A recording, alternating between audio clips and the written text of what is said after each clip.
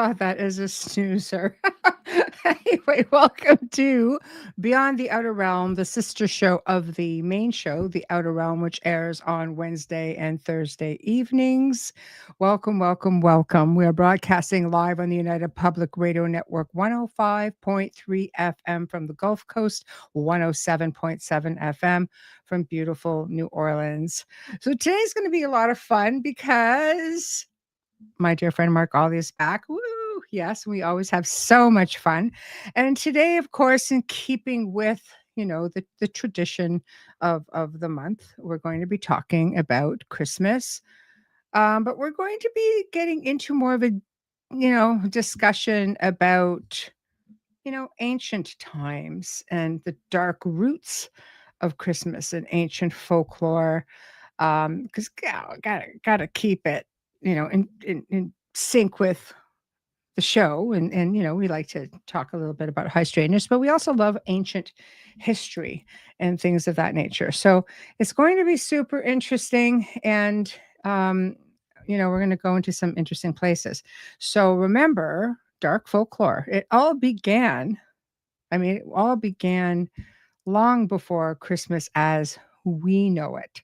So we're going to be talking about the celebrations of Yule and where it began with the pagans, and all of these traditions, even those that we honor today, came from someplace that you may not think. It's not all what you think.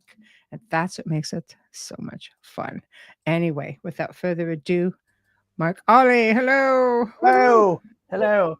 Yeah. I think it's two firsts today. First of all, I've never tackled Christmas before. And secondly, it's the first interview with no beard. No beard. I know. It's a beard of knowledge. That's the problem. Yeah, I got fed up with being accused of being Santa Claus, so I'm still on top of it. Well, there we go. I'm thinking, I haven't tackled Christmas. What am I going to say? I don't know. Put your beard back. I know. I should have been on with like one of them pointy hats and a red shirt and a Coca-Cola sponsorship across it. But anyway, that's another story. We'll come back to that one. Oh yeah. We actually politely declined sponsorship. Well, so, but apparently Santa didn't. So, but like I say, I'm going to come back on that one. I like that one. Yeah. I like that one. Wayne says you're looking all trim and dapper. Hey. So I know. So everyone chiming in. Hello, Heidi. Hello, Carol Ann. Great topic. It is a great topic. It'll be fun. And we've got Wayne saying hello to both of us. Hey. So I know. So it's going to be good. People are starting to come in. Good. So, and Mark, it's evening because Mark is out your neck of the woods, out there. Hello, Mark. Hello. Who was a Coca-Cola girl back in the day? Shh.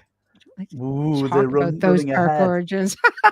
Yeah, they're running ahead now. I know. Giving away secrets.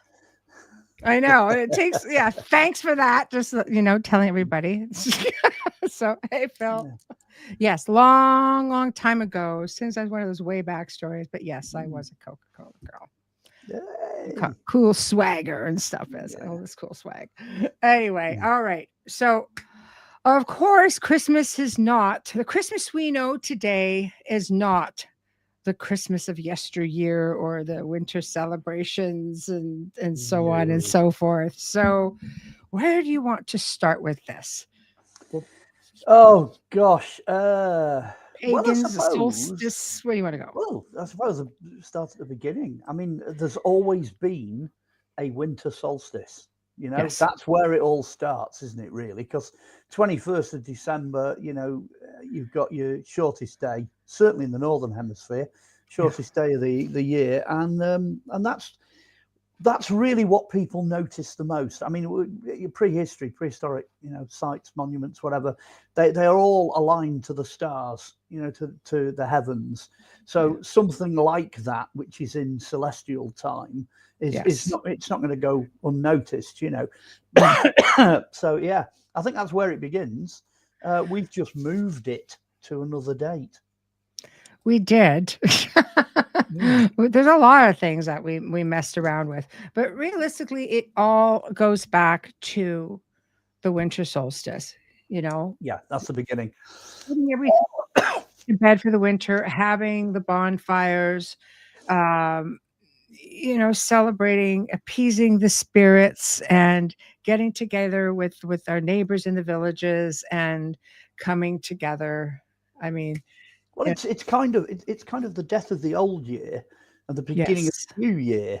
So it's not just any old solstice. It's actually the death of one year as it goes down on its dying cycle, and then, excuse me, the birth of the next year. So if you're going totally, according to nature, if you're following the natural, the rhythms and patterns of planet Earth, then it's really important. It's a phenomenally important date. Yes. The 21st. Obviously, the church couldn't come along and park another date over the top of that, because the 21st, of December, or 22nd, give or take, whenever it is, the actual celestial solstice, they couldn't park anything on top of that. It's been there forever, So as we're sort of, rolling into, December now, Christmas, if you like, it's like a big thing. It stretches. I mean, in ancient times, it would have started around about the 19th, 20th, depending on when the solstice was. It would stretch right over the solstice, right over what we now know as Christmas.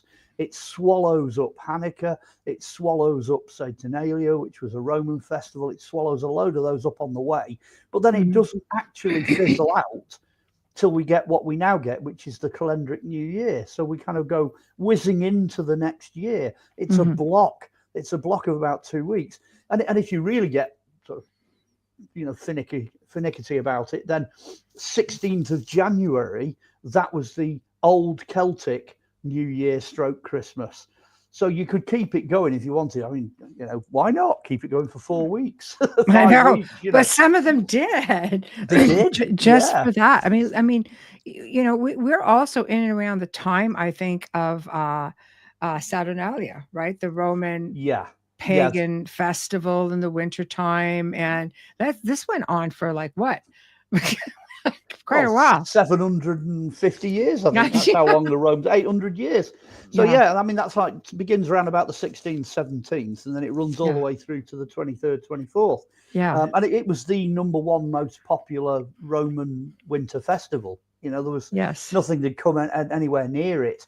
And they just went nuts. They went absolutely bonkers. So a lot of the things we have at Christmas now, like loads of food, loads of alcohol, time off work, all that sort of it. I suppose you could even, modern day versions of gods. People kind of do certain things at this time of year. And that's really the Roman Empire. That's the reason why. So we're getting more specific now. We've moved away from, Celts, Druids, etc. They carried on the 21st, 20th, 21st, 22nd. They didn't care about the Romans. They just put theirs in the middle of it. But the Romans, in a sense, adopted that because obviously it's universal. It's like everywhere. A blended tradition sort of thing. Well, yeah, and it's like I say, it's based on a celestial calendar, not just an earthly one. So somewhere in the middle of that, 17th to 23rd, you've got the actual 20th, 21st, you've got the solstice. So all of that, kind of got swallowed up. It was, I think we've lost the importance as well, because what they would do at that time of year, and this is European wide, it's right across the board, they would tend to use up what they didn't think would last through the winter. So, all your livestock that was too sickly, all your food that was starting to go off, stuff you'd put aside in the autumn, like apples and stuff like that, the decay had started to set in by round about now. So what they would do is they would then have this whopping great blowout in the middle, which would then mean that if you were fairly fit and well, you've got plenty of food. So you've got chance to survive now through to the spring. And then in a spiritual nature, that's the death of the old year. You're using up the old resources. The old resources are dying. As soon as you get into like 22nd, 23rd, 24th, 25th, the days are getting longer. The sun is rising and that energy is coming back up again. And now you're looking forward. So you almost, I mean, a lot of the festivities, right across worldwide, the festivities were to give the sun an extra push, to push it back up into the sky and fire it up and get it going. So, I mean, if you were going to have a party, I mean, the classic time to have a party in the year would be now, you know, in ancient times. Yeah. Yes. You know, now this is it. Now is the time. I mean, middle of summer, you're fine. You know what I mean? You can go and sit on a beach with a bowl of strawberries. Right. It's fine, you know. Middle of winter, you need a smile on your face. You need to do something happy, you know, crack a bottle of mead and, you know, get a big bonfire going to keep warm and eat lots of food, you know. Yeah, but you need to have something to excite you down to those cold winter months. But yeah, I find this was also a time, it wasn't so much, I mean, the pagan roots go really deep, you know, because you have the Roman festivals and you got Yule, which is the Norse and like Germanic feasts and solstice and honoring the gods like Odin, right? You're creeping forward in time now because early Viking Danish culture, which is your Saxons, your Angles, your Jutes, your Frisians, they overlap the end of the Roman period. In fact, they acted as mercenaries for the Romans. But if you want to go truly Viking, then you're looking at the Eastern Roman Empire when the Romans split and everything changed. You know, and you ended up with Russia, of course. Russia means Viking. So it's the land of the Vikings. That's literally what Russia means. So that explosion, I mean, that's an interesting one, actually, because one of the things they used to do, they would have a temple. And of course, again, right across the board, midwinter solstice, everybody keeps this festival. They would all gravitate to this central temple. And I think it's possibly the goddess Hel is the one that is prominent at this time of year. And in the middle of the temple would be a tree. So you can see where I'm going with this. Yes. Yeah, that's a stocking great big tree right in the middle. And guess what? They would decorate the tree and they would put gifts and offerings and etc. below the tree. So when, you know, Queen Victoria in her infinite wisdom decided she was going to import a spruce, you know, bring a tree here from her Germanic lands where the Saxe-Coburg-Gotha family come from, she brought this over and decorated a tree over here. And everybody just went, oh, what a fantastic idea. We must do that. You know, only bearing in mind that Victoria came to the throne in 1825. She was only a young girl. So all the way through Victorian period, we had this huge development of, you know, Christmas cards, certain types of alcohol, trees, you know, and the Victorians researching stuff, they resurrected a lot of stuff. So they resurrected things like the Yule log, you know, the holly and the ivy, wreaths on your door to ward off evil, you know, etc., etc. Not entirely successful, I hasten to add, because they do still have Mary Lloyd, which is the horse's head on a pole. That's Viking as well. That's Norse. That's one of Odin's horses, and it rides round at this time from the wild hunt. From the wild hunt, banging on people's doors. So, you know, that's the Viking side of it. Actually, I think probably most of what we associate with Christmas now has, you know, Norse Viking roots. Even, dare I say it, Santa Claus. You know, he's St. Nicholas. He's Nicholas, yes. Yeah, he's revered quite highly in most of the Nordic countries, you know, and Scandinavian countries. You know, that's kind of where he comes from. 4th century Greek bishop. That's what he was. So he's very early, actually. 4th century. You're going all the way back into the let's get this right, the 300 to 400 AD period. That's late Roman. So actually, Santa Claus is late Roman. So yeah. Right, there we go. But so you see, I mean, it goes back. I just love how all of these cultures, because now we've spanned, you know, from pagan times into time of Constantine, you know, when everything, the Christianity comes into the forefront, and then we're just kind of getting into, I mean, the Vikings and the Germans, and Yeah, getting into like the belief system to me, like of Odin's Wild Hunt, which acted a little bit like the Santa figure with Odin, because children would leave gifts and they would leave food for the steeds, that's it. and And you at that particular time of year, you can hear this, there's something's going on. yeah. And they went, just to be on the safe side, we'll swap that for reindeer. So now when the kids are there and they can hear the wind howling, and in the wind you can hear this, oh, that's Santa and the sleigh, It's not Odin and his 8-legged horse. That's a bit scary, that, That is a bit scary. I mean, the original Santa, the original colours were brown, green and white, which are the colours of winter. And of course, it's only, what was it, Coca-Cola in the 1880s that decided to make him red. Yes. And he's been red ever since. It's one of those. Yes. Yeah. I know. I which, of course, you'd know, having an association with Coca-Cola. Yeah. Okay. I think that's brought it completely up to date, hasn't it? There you go. All right. On to something else. No. Right. Moving quickly on. We'll talk Krampus. Okay. Not Coca-Cola. Now, he's the serious side of where the Viking legends went. You know what I mean? He's also the other side of the coin, if you like, because St. Nicholas is this nice, fat, chubby, delivers presents and all the rest of it. Krampus comes after those that have been bad. You have been bad. You are a bad kid.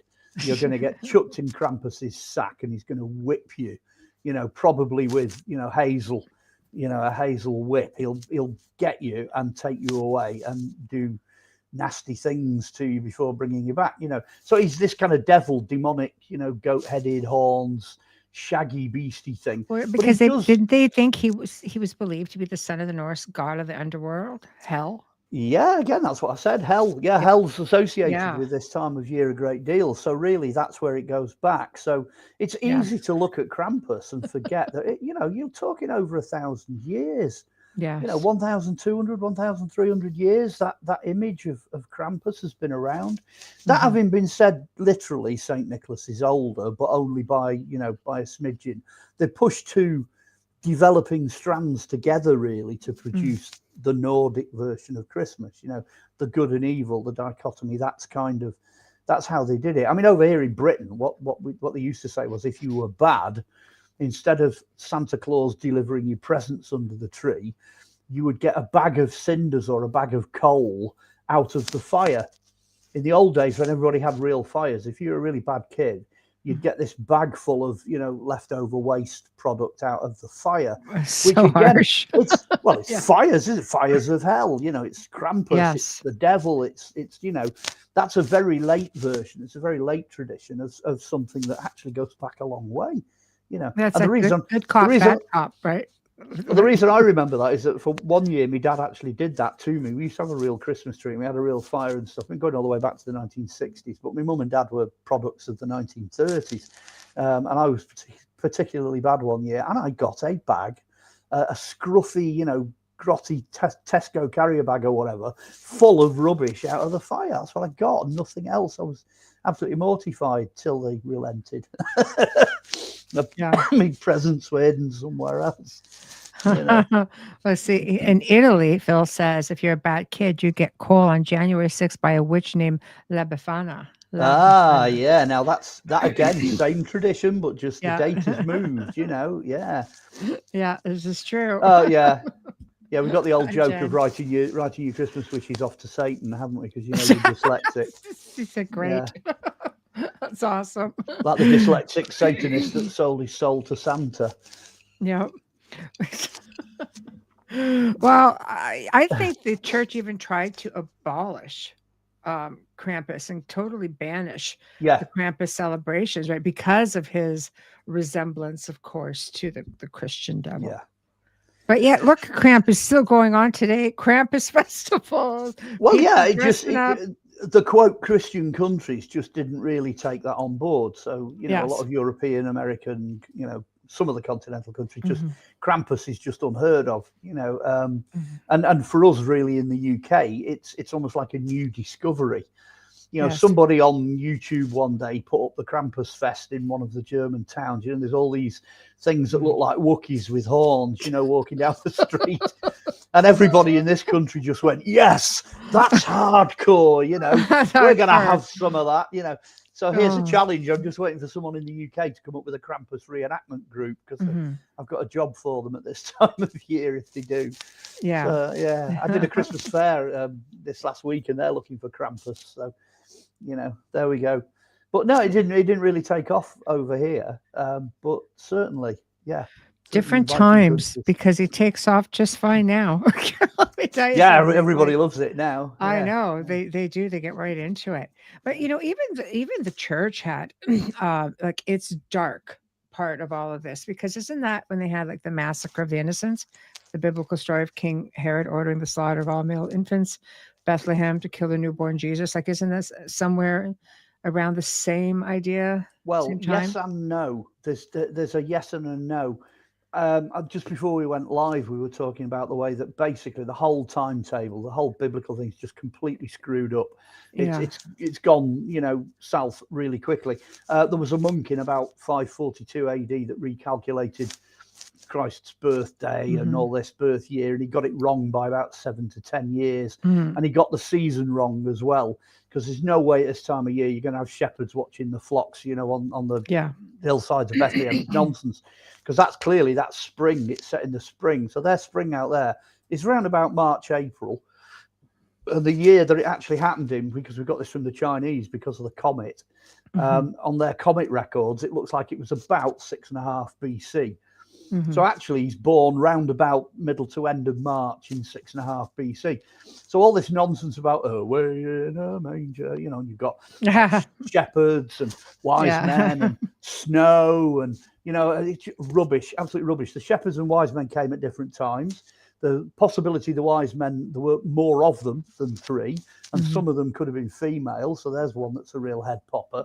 There's no snow in Bethlehem at all. It's a hot country. You know, it doesn't happen, you know, at Christmas. You know, it wasn't a stable. It was a cave. Chances are it was a, you know, a byre for keeping animals, which was usually caves. So, you know, the whole like 9 yards, everything, you know, the fluffy angel things, and it just comes from somewhere else.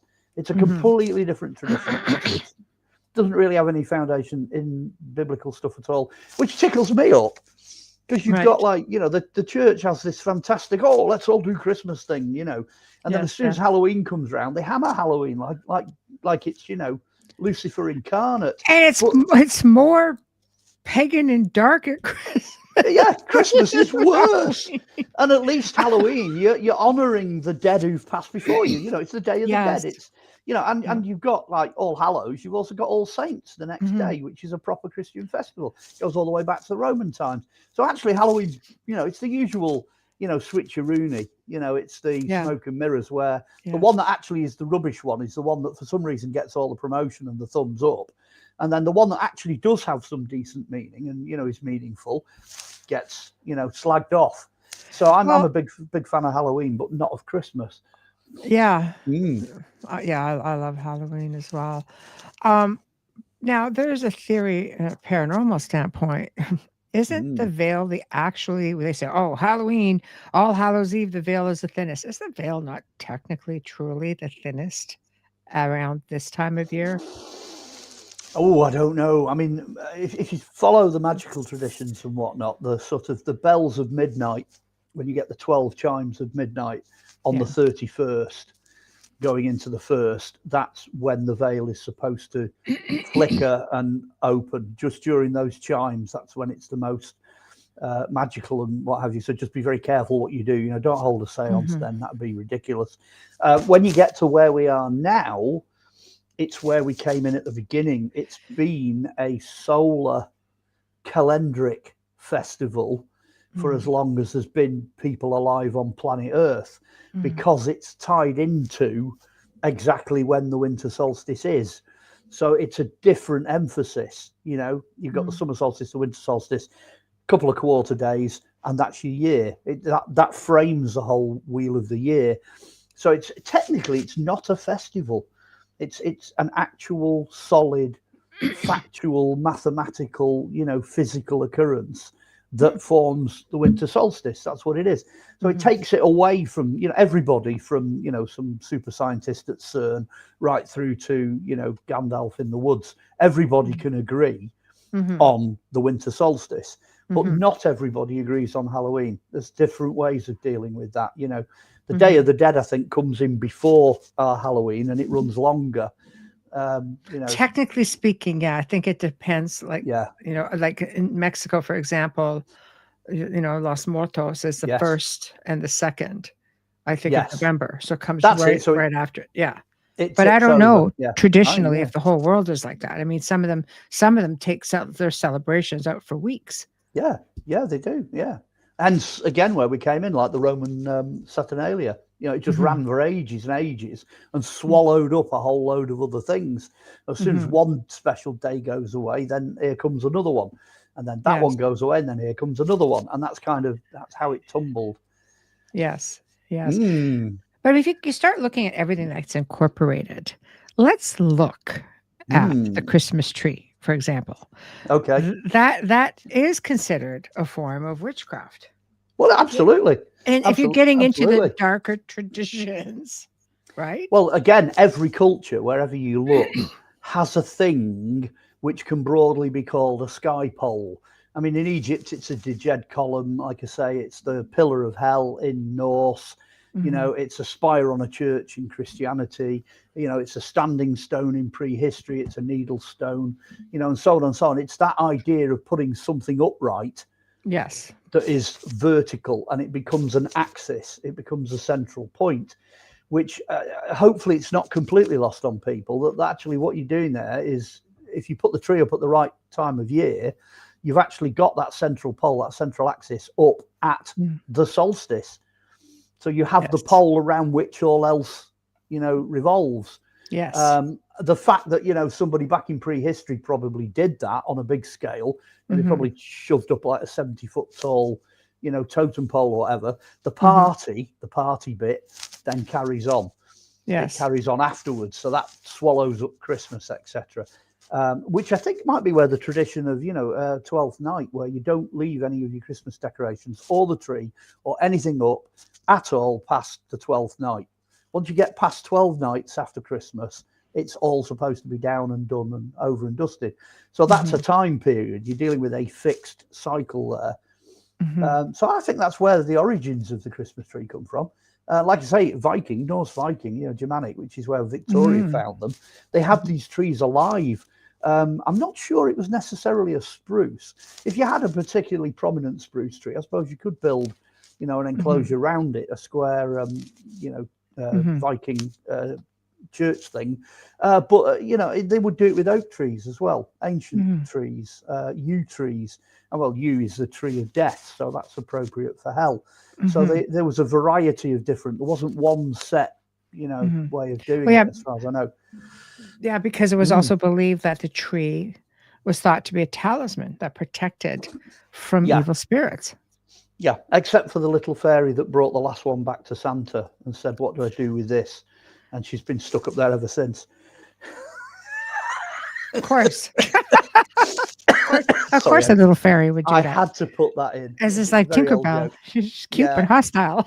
I'm not really sure why we ended up with fairies up there. The star makes sense because that's the Star of Bethlehem. That's the comet that the Christians kind of adopted that. But how we ended up with little fairies tied to the top of trees, I don't know.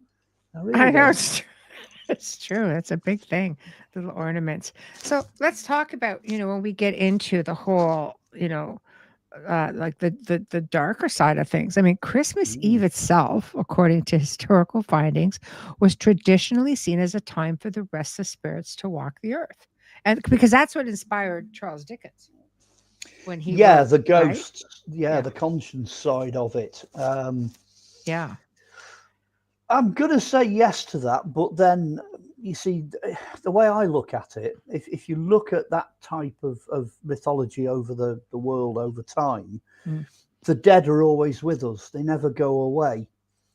I think what was in Dickens' mind was what we said earlier about the threat of death, because you were at that time of year when it was live or die. You know, you either made it through or you didn't, you died. So I think people were very, very keenly aware. And then Dickens does it as well. You know, the empty chair at the table, you know, those that have gone before us, you know, that are missing every time, from, you know, the Celts gathering in the roundhouses, the Vikings in their longhouses, right the way through to the Victorians in their big townhouses. There'd always be that year where there was a chair left over, or 2 chairs left over, or 3 chairs left over. And it's that, you know, it really does give you that sense of a passage of time. And then the church went and did it, where they just remembered people who had gone before. They turned it into a time of remembrance, you know, because you've got the services that take place through the Christmas cycle, you know, where they do midnight mass and they do all this, that, and the other, and that is the continuation of this idea of facing the year that's gone behind you, and then facing the year that's coming ahead of you, where you're going into this new period. So that, absolutely, that's where that emphasis comes from. But I think that's there all the time. You know, there are various different times of the year when people are conscious of, you know, of that. Specifically, the veil fluttering, that's Halloween, but conscious of loss, conscious of those who've gone before us. Absolutely, that's Christmas. The bleak midwinter. It does. See, it is, but on so many levels, like so much so. I think it was Christmas was banned celebrations in England, Scotland, and Ireland between 1647 and 1660. That was Oliver Cromwell, the Commonwealth. Oliver Cromwell. You're absolutely right. Well, they were Puritans and they didn't like you having fun. And so that was a big no-no. You know, boo. Bar humbug. So and of course when Charles II came back, he just that was it. He did away with all that. Went back to normal. Restoration. Have a bit of fun. Go back. I mean, if you're going into that sort of time period, I mean 1600s, you've got things like the Christmas in America is different from the Christmas we have here, because you have Thanksgiving. And of course, Thanksgiving, that started as a sort of a feast, if you like, with the settlers in 1621. So you're actually in that same time period. And funnily enough, by default, they're Puritans. So you've got the Puritans going over to America starting it, and the ones over here finishing it. You know, there's a kind of a sort of a tie up. So your Thanksgiving, you know, and the idea of eating turkey. I mean, we eat turkey over here. Well, there's no natural turkeys in the UK. You know, we imported them as part of that whole idea of the settlers and the feast and Thanksgiving, etc. Of course, you're in Canada, aren't you? Not America. But there'll be a lot of people listening from America, so that's where that tradition originates. You know, but it ties into the same period. It's 17th century. You know, there's a lot of things going on there. Absolutely, it's been interesting to see the evolution when you break it all down, you know. But I mean the dark side of things, and it says in the darkest nights of Iceland's winter, they whispered about a creature that nobody wanted to meet, being the Yule cat, a giant black frost-eyed beast who prowled rooftops at Christmas, searching for those who didn't receive new clothes. What, really? I think it's new clothes, and I think it's shoes as well. So if you didn't get those at Christmas, you could the cat would have you. So why? That something must have been, if memory serves me correctly, it was something that had to do with the parents, not the children. Right? Yeah, I believe so. Yeah. See, I mean, that's enough to scare the bejesus out of anybody. And if it's not bad enough, because it said the strange tradition of grim warning, a perfect glimpse on how old winter folklore use fear, humor, and survival to shape the season. But then you had the Yule lads, also in Iceland. So they would bring gifts to well-behaved children, but the mother, the giantess Graela, devours the naughty ones. You've always got this both sides of the coin, haven't you? You know, I was really upset when we fitted a gas fire because Santa couldn't get down the chimney anymore, you know, so that was terrible when I was a kid. They bricked up the hearth and put a gas fire on. But, you know, there was a whole tradition around Santa, you know, would he come, would he not come? Yes. Would he drink the whiskey and eat the, you know, would Rudolph eat the carrot? You know, would he eat the mince pie? You know, would he come or not? Because he doesn't come to naughty children, you know, and etc. So it's that good, you know, good and evil. Are you going to be good, naughty, or nice? You know, what are you? Are you on his naughty list or are you on his nice list? And that, again, that's the same basic principle that you find with the Icelandic thing. You know, are you good or are you bad? But I like the idea they've extended it to the parents. I think that's a good idea as well. But then it's a way of reminding the parents that, you know, your kids need clothes. You need to, you know, keep looking after them, I suppose. Yes. They're definitely interesting tradition. Now, here's one for Scotland.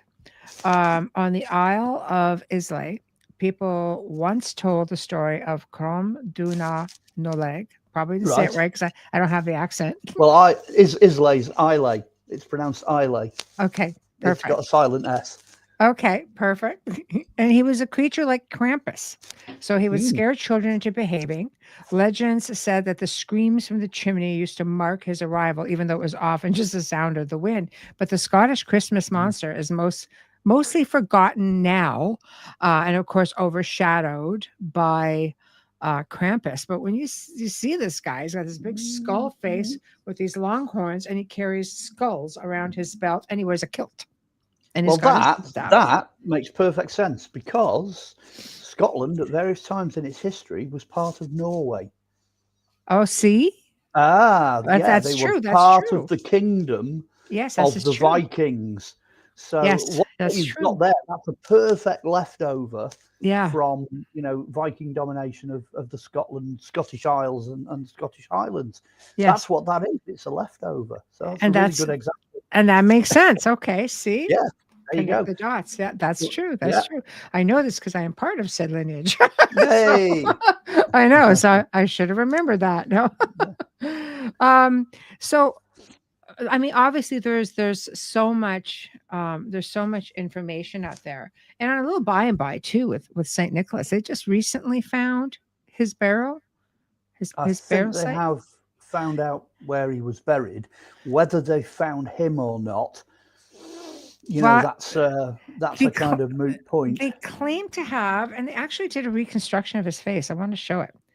I saw this. Did you see this? Yeah. I'll just put it up for people. Well, they did a facial recognition, right? So let's just do this. I just can't. I'm racking my brains to try and remember where they found him because I don't think it was in Greece. Oh, Turkey? Look at that. Turkey. They figured this would be him. Turkey. Yeah. Well, that's a passing resemblance to Santa Claus. Not bad. Note the Templar crosses. I like that. There. Yeah. That's always interesting as well. And then here's the other variation. Yeah, that's pretty good. Yeah. Oh, that looks plausible. Looks kind of jolly. No. Maybe not. Not so jolly. I can't remember all of the legends associated with the Christian version of St. Nicholas. I think he was a reasonably good guy. Yeah. I don't think he was renowned, though, as like an evangelist or a preacher or a prophet or whatever. I just think he was really good at looking after people in his bishopric, you know, in the area that he was over, that he governed. Sufficient enough for him to be extremely well remembered. I don't think there's anything drastic there. Yeah, it is wild. It is wild. Wayne says looks a little bit like you. Oh, don't say that. People have been telling me I look like I've lost weight since I got rid of the beard. You know, I don't want to go any bigger. I want to go smaller. You know.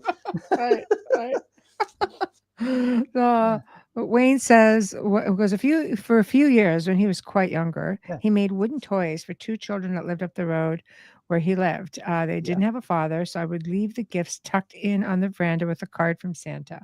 Hey, good man. Look at you go. I spoilt it, actually. I blew it because in this country, again, while we're still on the subject of traditions, what they would do on the Christmas Eve, because you haven't got any presents at this point, was you'd have a sock which you'd leave hanging on the mantelpiece, or a pillowcase.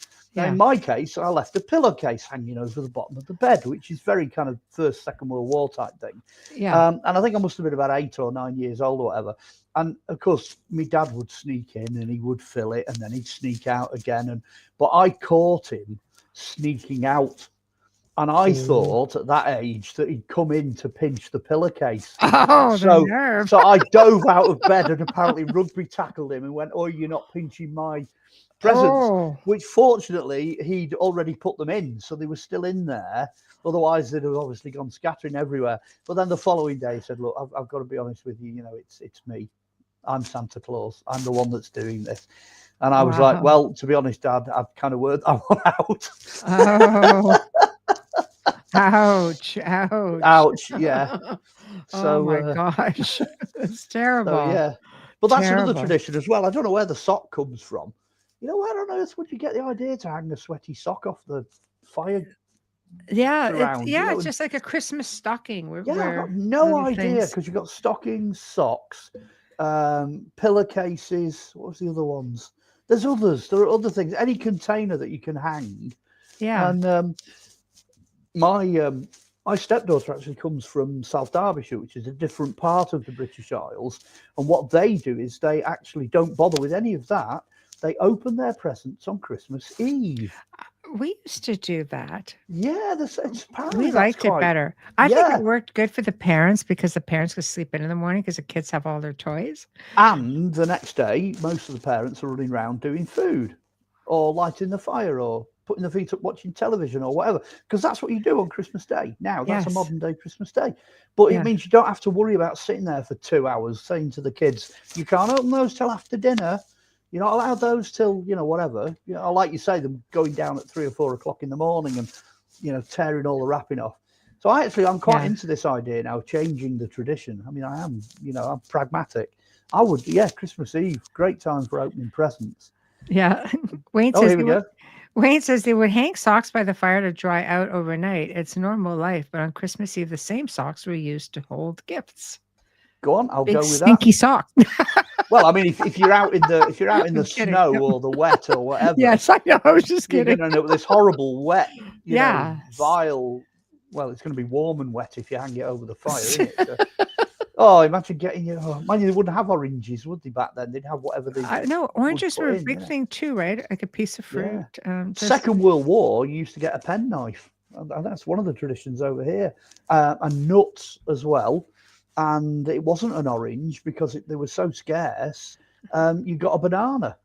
So things have changed. Things have altered over time. Yes.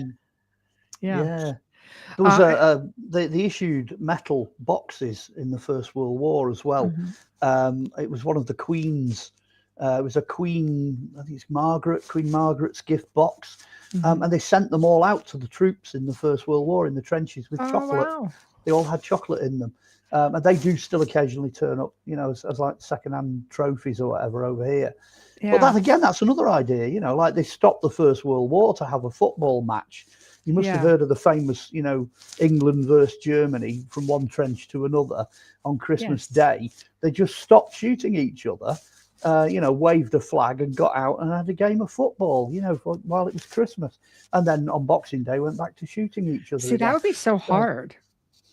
I mean, yeah. I mean, how could you? You're making some mates over here. Yeah.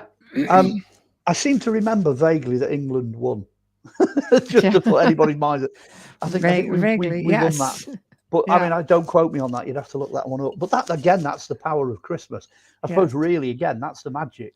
You're getting back again now to the magical side of Christmas. It is a very different time than all the other days of the year. It's a time for doing something that is genuinely different. Before they had Marvel comic superheroes and all this kind of thing, everybody was a superhero for a day.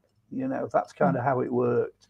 Yeah, the spirit of giving and kindness, So, quite extraordinary. When you're looking into things like Yule, however, these traditions go back. One of the oldest traditions I found, and I'm sure they go back further, origins going back 4,000 years to ancient Egypt, who celebrated the rebirth of the god Horus, the deity of the sky, sun, and moon. And festivity lasted 12 days. Yeah. Not one, 12. Yeah. Not 1, 12. Like I say, it's a period of time. Yeah. The further back you go, the more of a period of time it becomes, you know. Yes. The Egyptians were clearly a bit longer than the Romans, but they had the same basic idea. Yes. Of course, their main deity is Ra. That's the sun. With Isis, you've got the birth of Horus. So that's where that comes in. You're back to your solar deities again. I'm just wondering when the Festival of the Djed column was. I can't remember that off the top of my head. That's quite a difficult one. They had this festival where they would erect an upright column, which is referred to as a Djed pillar or a Djed column. That might be winter solstice. It might be.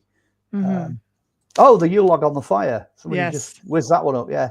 We still have that. We don't bother with the tree because it brings all kinds of things in, and the stepdaughter doesn't like spiders. So I mean, the worst thing you can do is bring a tree in, because you're pulling spiders off the walls for months after that. But we have a real fire, so we do have a Yule log, and we do it for real. We decorate it in the run up to Christmas. We have it there on Christmas Day, and then we fire it. We fire it in the evening. Oh, I think that's outstanding. I love that. It's a great tradition. I love it. So basically, I mean, people throughout different parts of the world, like Russia, for example, they had banned Christmas as a religious holiday. 1929, Christmas trees were banned until 1935.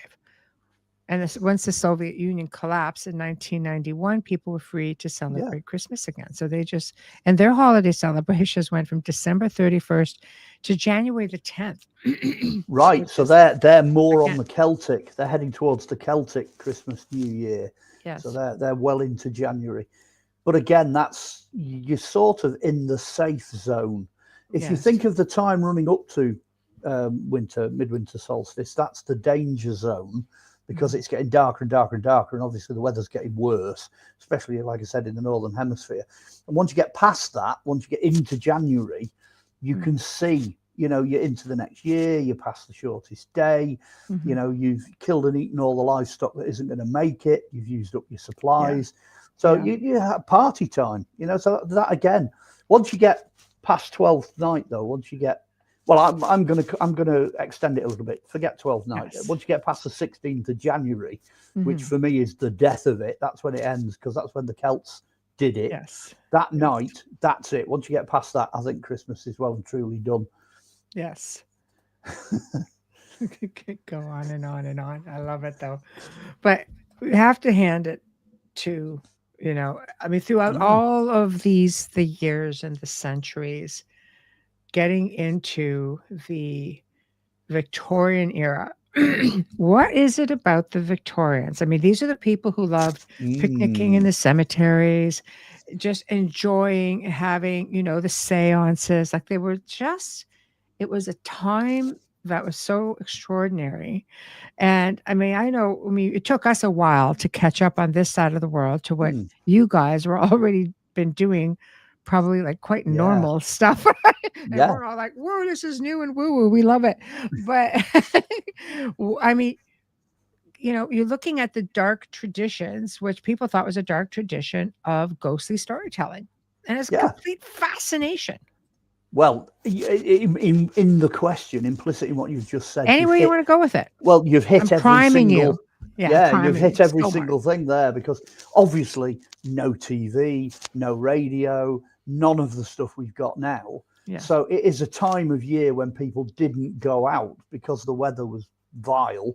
I mean, if you went out and caught a chill on the 1st of January, you could be dead by the end of the week. It was that kind of severity, because they didn't have everything we have in the modern world, but they did have, a socking great big real fire and a nice warm house to live in, and they could tell stories, light all the candles or the gas mantles or whatever was available. My dad actually used to tell a story that when he was younger, because very, very young, his dad, between the First and Second World War, put a piece of cotton round the tap on the gas mantle, And as he was telling a story at Christmas and being mysterious, he would pull the cotton and the lights would go down, which of course you can't do naturally on a gas mantle. You have to turn the gas mantle down. Yeah. So he's pulling this piece of cotton and the whole place is going dark.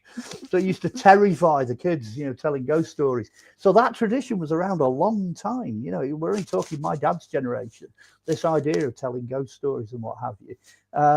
Yeah. And again, the other thing with the Victorians was this obsession with trying to dig up old traditions. So as soon as they found out that the Yule log was like, pagan symbol of good fortune, you burnt it for good luck for the year ahead. They're like, right, we'll have that. Yeah, that's a good one. We'll include that, And again, Victoria, from very early on, very early in the 19th century, was adding, more and more stuff. She was adding Christmas tree decorations, the fairy on the top, the Christmas tree, and the holly.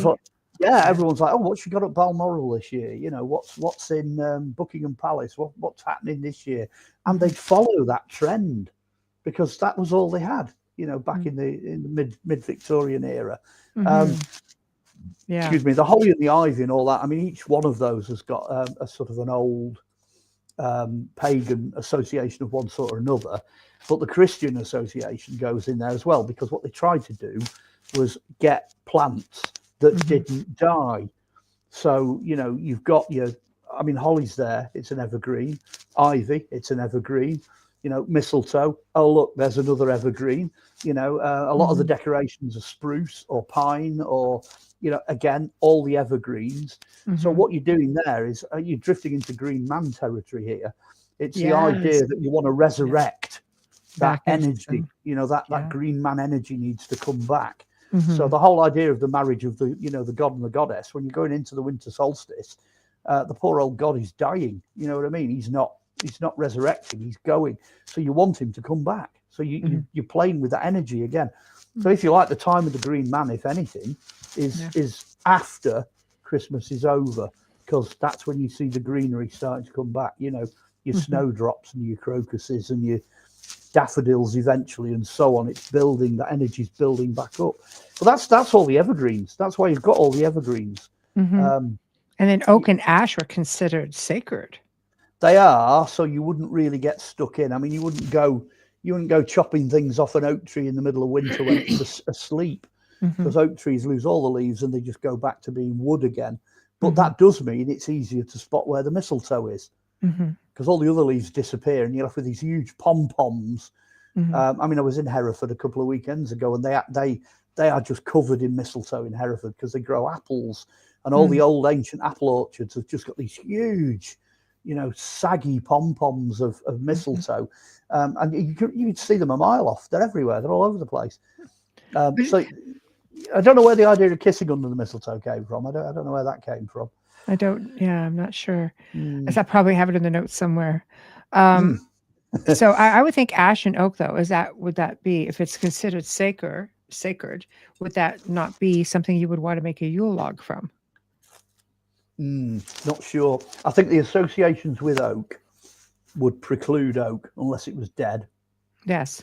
And ash is such a valuable commodity in the ancient world. I'm trying to remember who's associated with ash. It's on the Norse staves, the staves. There's a particular rune that is the rune for ash. At which point somebody out there listening will go, "Oh, I know what that is." I just can't remember what it is, but there will be. I seem to get it in the back of my head. There's a reason why you wouldn't burn ash. There's a poem. There's actually a medieval poem about burning wood, and it tells you what you can burn and what you can't burn, because some of the woods, when you burn them, conjure spirits. The smoke and the fire. It's not good. Some of them are not good to burn. I mean, like, you wouldn't burn yew tree, for example, because the smoke's toxic. You're burning poison, in your fire grate. So that's not a good idea. Yes. And there's things like that. A lot of the evergreens you can't burn either, because they burn very harsh and very bright, and they spit. So, I wouldn't recommend trying to burn holly. That's not a good one. No, but mistletoe is good for fertility, Yeah, for good for. Yeah, they used to feed the berries of mistletoe to human sacrifice victims in the Celtic era. So it's slightly hallucinogenic, and it's also got pain-killing properties in it, as well as being sacred. So a lot of the bog bodies, when they've analysed the stomach contents, they've consumed mistletoe within the time frame of them being sacrificed. So yeah, so that's what I mean. You've got to know magically. You would have to, get your herbals out and have a look at what the associations are with these things. Because the wreath. I mean, the wreath that you put on the front door, that's supposed to be evergreen. Oh, there you go. Someone's got it. Oak burns hottest and cleanest and less silt in the chimney. Probably why there are very few oak trees left, actually. They probably didn't burn them all. But that wreath is designed to repel. So presumably whatever you would put in a traditional wreath would drive away evil. So you wouldn't want to burn that. You'd want to keep that around, Yeah. Yeah, you would think. You would think. Yeah. I don't know. I'd burn it. Well, I mean, nowadays, you know what I mean? Nowadays. No, but, I think it's funny because I was just saying last night, I said, I would love to go back into the more ancient, Celtic and pagan ways of some of the traditions, because I think you go back to a time where it was a time of renewal. It was a time of necessity. Opposed to everything being so commercial now. Even in the Victorian age, they still managed to keep things, with a degree of tradition.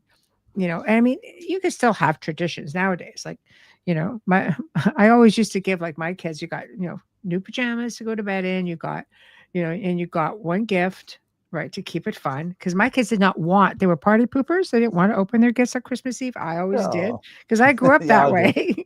So no, they like waking me up at 5 a.m, but that's okay. It was still dark. I could get into it. My husband and I at the time was like, what is this? It's like, I know. But, it's just, you can, and read watch a favorite movie or read a story or whatever the case may be. But I always found it so interesting. Like, even the Victorians would try to carry through something that would still, and of course it helps with no television. Yeah, but, I mean, everybody thinks the Victorians are like the peak of the industrial age, industrial revolution and all this, with 250 years of industrial development. But the other side of that coin is they're also the end of the past. They kept and maintained a lot of things which within the Victorian era died out. Yes. I mean, a simple example of that is the Christmas cake. People started making Christmas cakes in the summertime when the fruits were available. They would dry them in the autumn and all that. Yeah. And then they would produce this cake. They'd put alcohol in it. They'd bake it. They'd put it away in a tin. And by the time it got to Christmas time, it was ready to eat. But that Christmas cake would last for 12 months. Jeez. It would never go off. So as long as I mean, there are Victorian Christmas cakes that still survive. They're like 160-year-old cake, So, but the basic principle of that was, if you got one of those or two of those in your cupboard, you weren't going to starve. This is true. You got it. You got it. My mum did a fantastic one year, because she baked this Christmas cake in a biscuit tin, because it was the biggest tin she had available. Forgetting, of course, that biscuit tins have lids. They also have lips. So when she came to get this thing out, I can still remember my dad with a set of metal shears having to cut the cake out of the tin, because it wouldn't go past the lip. It was stuck. It was trapped inside. She didn't use a proper baking tin. Back to the Victorians again, they, of course, would have had a metal strip. They do. That goes around. With a top and bottom that pops off. Yes. Yes.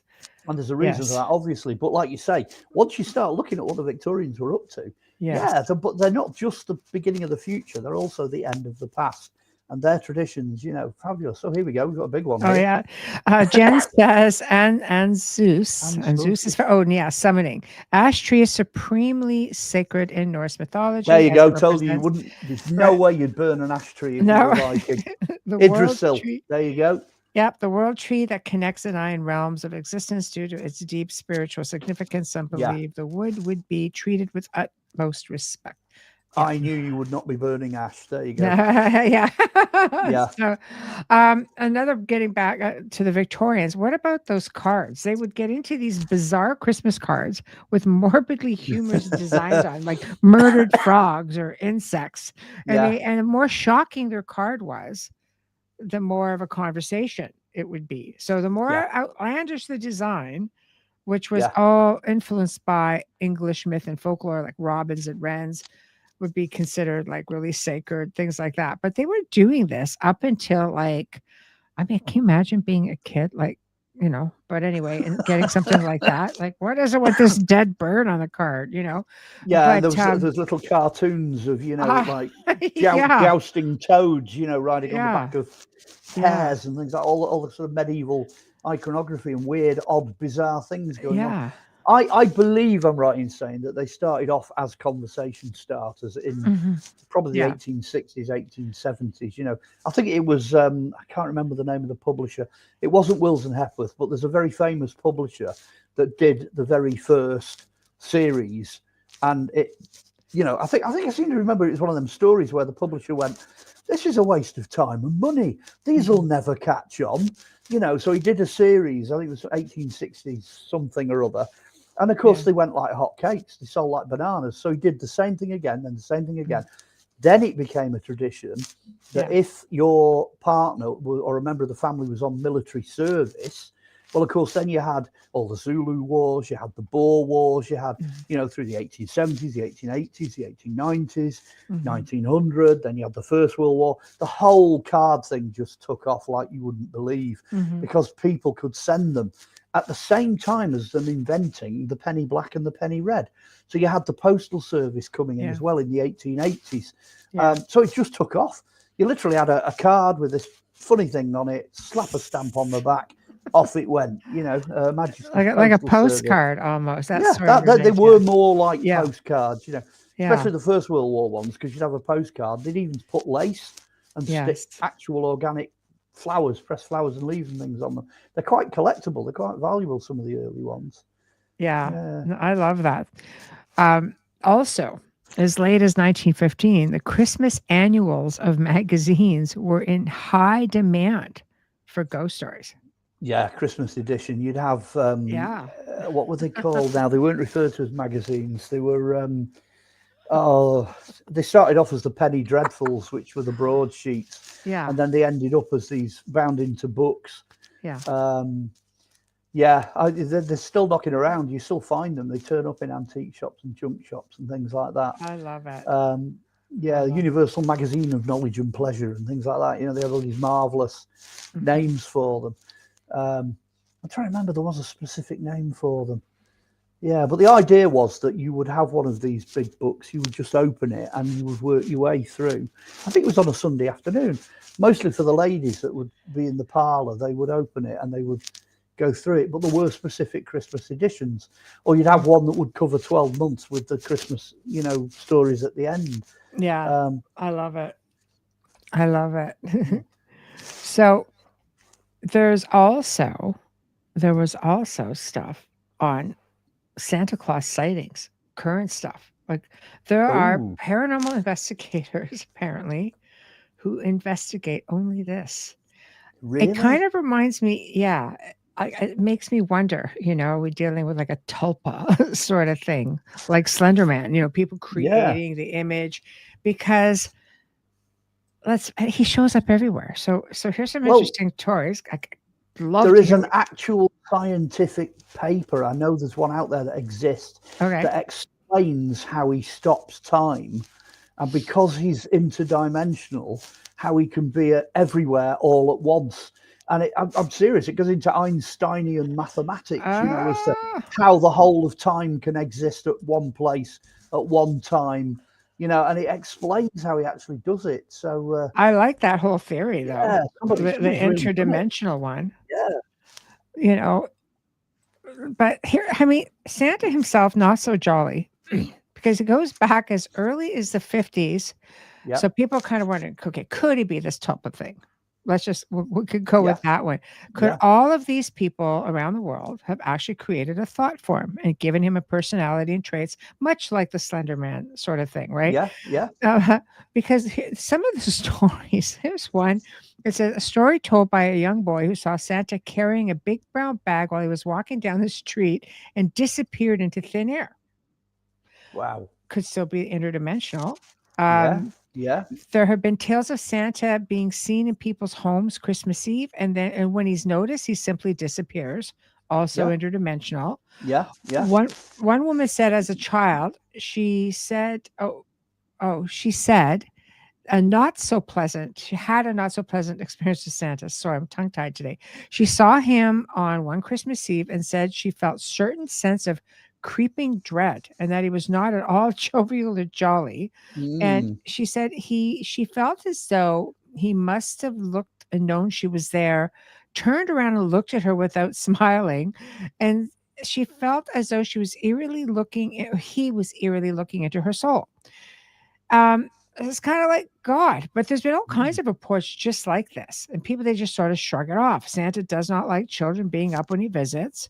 The tales continue, so much so that people actually have started investigating the sightings. Yeah. Well, there you go. I know. Like, I mean, there's a lot of people that believe that we actually do create. That's what we do. So it starts as an invisible thing that we've seen in our heads or whatever, but then we are one of the few creatures on planet Earth that can use imagination to create something in the real world. We know we can do that physically because that's what artists and sculptors and inventors and scientists, etc., that's what they do. They think of an idea and then they just go and do it. They make it happen. But can that happen in the invisible world? Is that something that we can do in the invisible and the magical realm? Well, obviously, people who are magically inclined will say, yeah, of course it is. That's something we can do. We can bring something out of nothing. We can create from nothing. So I suppose if we keep looking at this jovial red guy with a white beard flying on a reindeer-powered sleigh, if we keep looking at that long enough, then maybe it might become a reality, Who knows? Well, I mean, I believe in the power of manifestation for sure. Yeah. And I know in the case of Slender Man, which is this paranormal being, he was created in a gaming chat room. And people started giving him so many characteristics that there started to be sightings all over the world about Slender Man. And I'm thinking, if they could do that in a chat room, can you imagine somebody like, for example, Santa, who's created on a global scale? For centuries. Absolutely. which maybe there are multiple versions of Santa. Maybe he comes in whatever version is appropriate for that location and that society in that place. Even maybe at a time that is appropriate as well. Maybe if not everybody keeps it on the eve of the 24th over to the 25th, if there's a different time, maybe he's out for a couple of weeks, not just one night. The changes, over time with him too. When he used to be dressed in green and Celtic, and then he went to the Celtic, like the red, and then he gets into like it changed, and then Coca-Cola, of course. If you want to touch on that in the 70s, right? Well, the oldest Santa, I think, almost certainly was brown. There's no doubt about that at all. It was interesting, the reconstruction they did of St. Nicholas. That is the dark, muted, pastel colors of dye that they had available then. So really what you're only dealing with two colors at the beginning. You either got off-white, because that's what linen and wool and stuff like that is. It's kind of a creamy white color, or you've got brown, because everything else that Santa would have been brown. The leather would have been brown. It's easy to dye things in different shades of brown. So the original Santa, I've got no doubt whatsoever that he was either white, cream, or brown. That's the color scheme. But then when you start to drift, the green, and strangely enough other colors, because occasionally you get blues and yellows and things that creep into the image, that's medieval. You're talking about the medieval version of Saint Nicholas. So you moved on now by about 500 years, because then of course the green, he's a forester. He's wearing the same green that the foresters wore, Lincoln green, whatever. because they dyed the costumes with copper. So that's where the green comes from. Moving slowly on, Coca-Cola. I think it was in the 1880s. I'm pretty sure it was again the 1880s when they decided that they needed him to be. I think they just did it for a packaging thing. That's their colour, and they put him on a box or they stuck him on an advert or something, and everybody just went, yes, that's the right colour. We'll stick with that. And he's kind of been red ever since. The only thing that I found out the other day, though, because we had a quiz when I was over at this Christmas event, and one of the questions was, what colour is Santa Claus' belt? Now, of course, it would have started brown because that's all they had, but now it has to be black. So his big, the big belt that he wears around his middle, that has got to be black for it to be the right colour, apparently. So there you go. Yeah.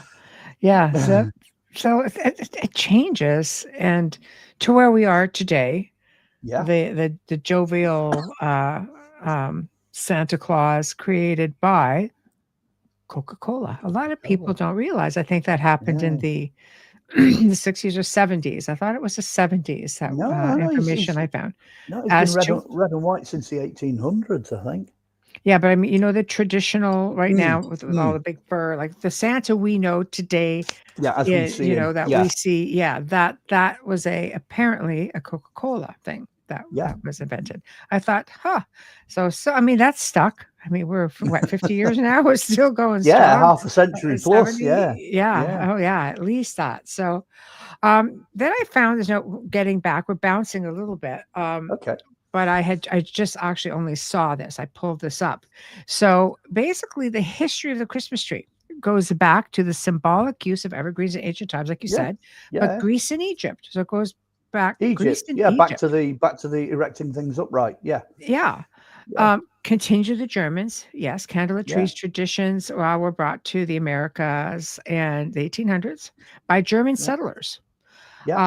Ancient times, long before Christianity, people hung their evergreen trees. So everything we've done, the Druids decorated their temples with the evergreens from the Christmas trees. The Egyptians believed that when the god Ra was recovering from illness, which was the time of the solstice, they would fill their homes with temples of evergreen boughs, and it was a cause for celebration. So fruitful farms and orchards. So much along the same idea. The Vikings thought that evergreens were a special plant from the god Balder. Yeah, because they never died. Yeah. The one that you missed off there actually is the Jewish one, because the menorah is the world tree. The lampstand, they have 7 branches for the one in the temple, and then you've got eight branches for the Hanukkah, which is the Christmas one. The reason for that goes back to the 2nd century BC, when Judah Maccabeus recaptured the temple and rededicated the temple. So they have Hanukkah. Hanukkah is at the same period, roughly, as Saturnalia. So it can come before Christmas, because they're running on the old Jewish calendar, you see. They haven't changed their calendar in about, nearly 6,000 years. So they're running on the same calendar. So their dates tend to move in relation to ours.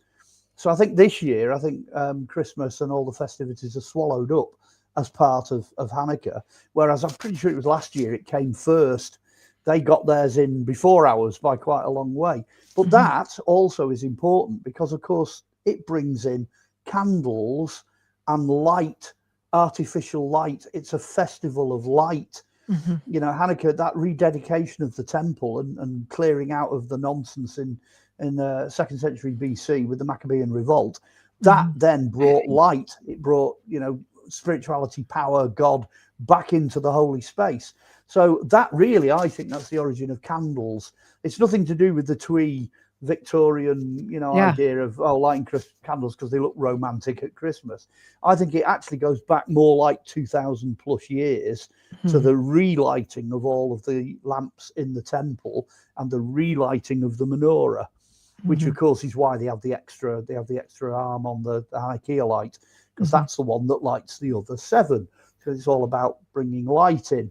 So that, again, that's another tradition. I'm surprised it didn't list it with those others, because obviously that's Judaic.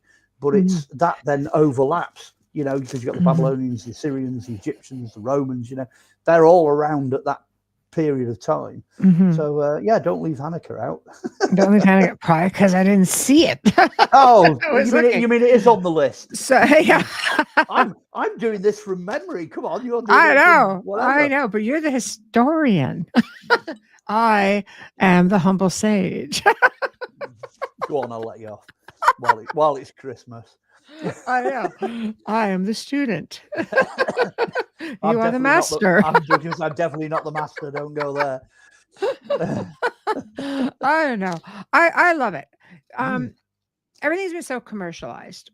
What are your thoughts on, you know, everything being so commercialized? Should it go back to basics? I mean, it's been. I just look at a bunch of things. I got, you know, Christianity has a version.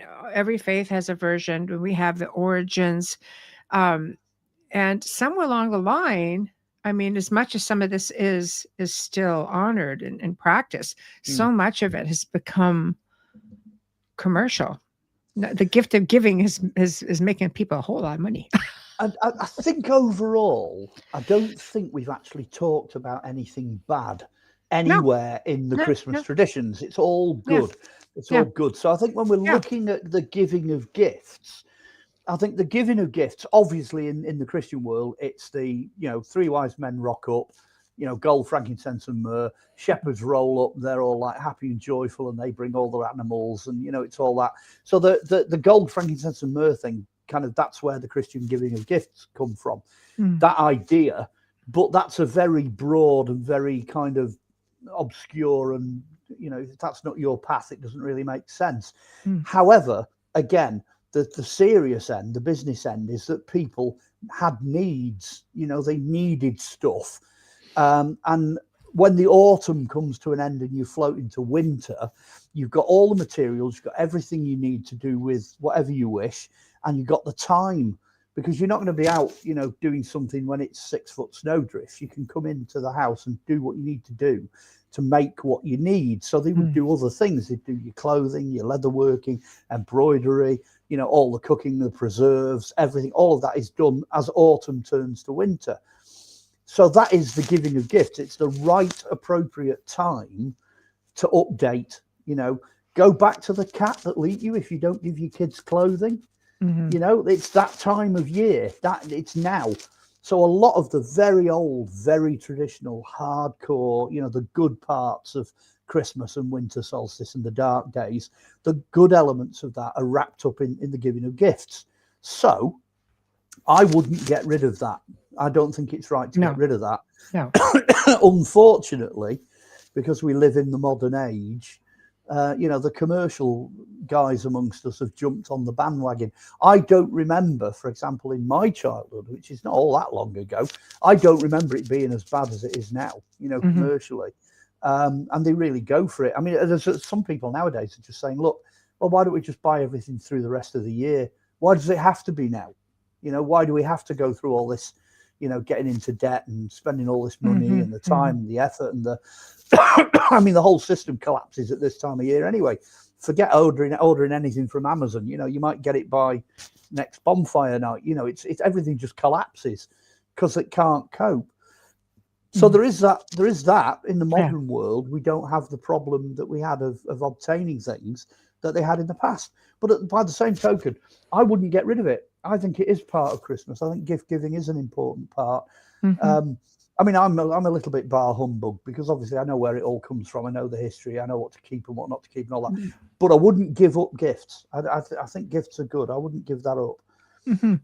I think, I think, you know, the gift of giving can be done in many ways, you know, and this is just to, you know, because not everybody can afford to go into debt for Christmas, but the gift of giving comes with a lot of, you know, a lot of values as well. I mean, you can give of yourself. You can just, you know, give a story. You know, I've got a family member who loves just gag things if they're homemade, you know. Yeah, well, I was going to say, just go back to the end of the Second World War. You know, they were unpicking sweaters to get the wool to knit scarves and bobby hats and gloves. And, it's all out there now as well. There's no excuse, because you can find out how to do things like that on the internet. Just go and research it.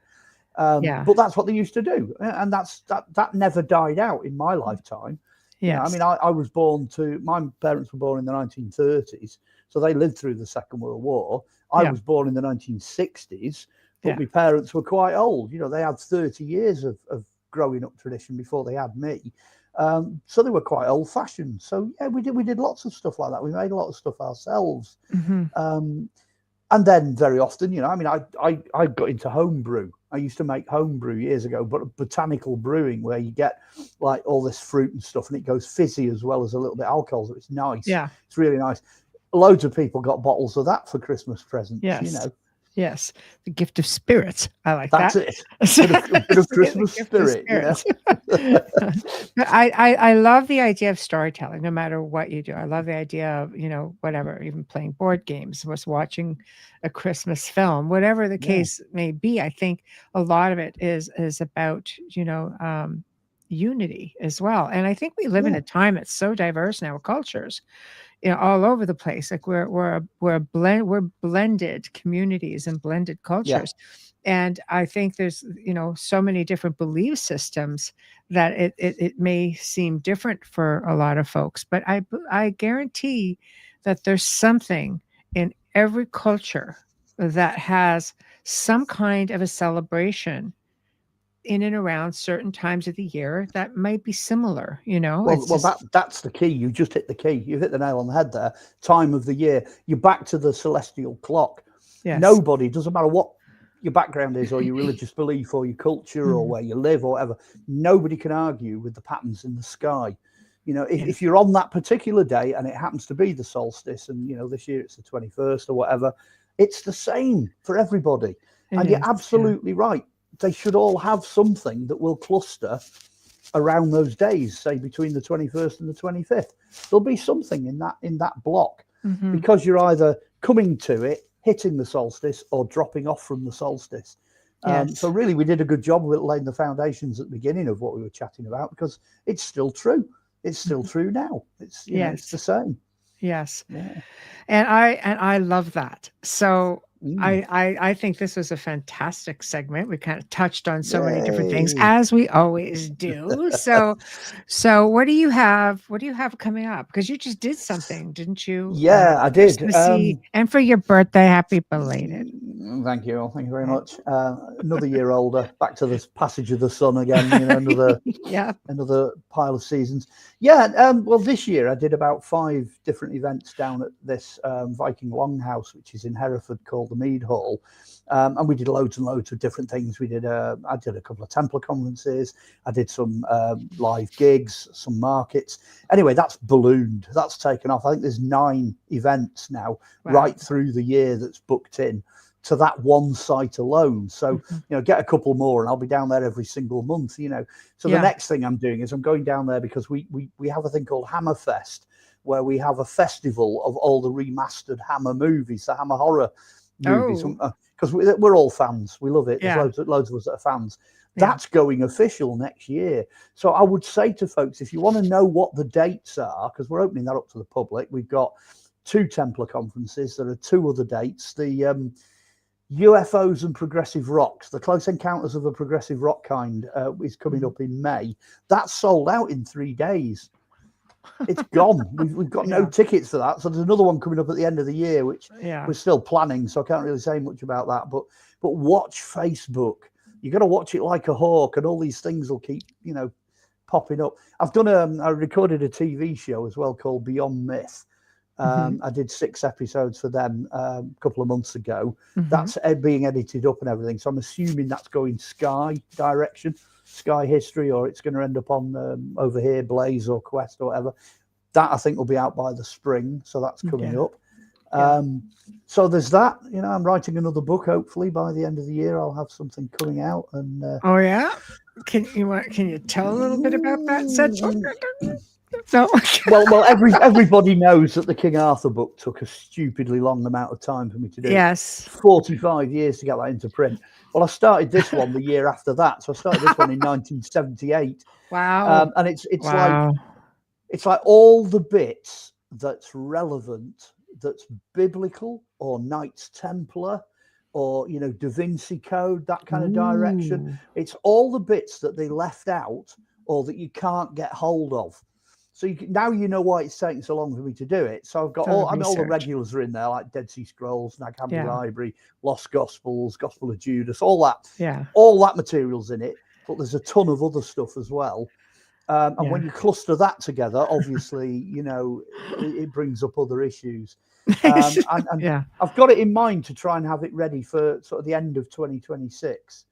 Wow. So we'll see where that goes. Yeah. Well, I hope you do, because I know it'll make for a great segment. Just saying. Oh yeah. Might have to pen that one in for December next year. Yeah, we'll have to do that and probably put a part 2, knowing the way you write. It's going to be a big one. It's another That's big what book. I mean. Yeah. It'll take 2. It'll be a 2-parter, I think, for sure. But I thank you for coming on. It's always so much fun, just hanging with you and having a parlay about all of this interesting stuff. It went very well. And I mean, in terms of advertising, I think folks know how to get hold of me. I'll do the adverts, get the advert out of the way. All my books are on Amazon. So just type my name in. They're all on Amazon. If you want any back catalogue of stuff, if you want to see what I've done in the past, interviews, TV, all that, it's all on YouTube. And if you want to come and find me, I'm on Facebook. Keep it simple. Yes. Go find him. Go find me. Very informative and entertaining at the same time, which is wonderful. But thank you for joining me. And I hope you do have a terrific Christmas. And now I want a Yule log. Oh, go make one. Yay. Anyone with a real fire, you just have to pick the sexiest looking log and just decorate it. Go nuts. Put loads of stuff on it. A few bits of evergreen and what have you, and tinsel and a bit of snow down the top. Sit it in the middle of your fireplace. Make the fire, build the fire so it's ready to be lit. And plonk it right bang in the centre of the fire. And then when it starts going cold, Christmas Eve, and it starts tailing off, light it and off you go. And it'll bring fantastic good luck for the next year. That's the point. I love it. For good fortune and yes, I love it. Well, thank you. And everybody who has been in the chat room, thank you all. You always make it so interesting. And I thank you for your comments. As you see, we've been putting them up and we've read some of them off. So thank you. Tomorrow night on The Outer Realm welcomes fellow UPRN host of the Gateway Podcast, C.L. Thomas. We're going to be discussing her experiences in Ullage, high strangeness in the Mojave Desert. Oh, yeah, there's lots of stuff in the Mojave. Let me tell you what. And Thursday welcomes for the first time Polly Rotterman, who is an ET experiencer, but she's going to be sharing her journey with the mantis. Yes. Beings, as she calls the tent people, hybridization program. Yep, that's going to be a thing. So you're going to have to tune in. It's going to be a really interesting week with interesting guests. And of course, you guys always keep it interesting. So again, thank you all. Thank you, Mark.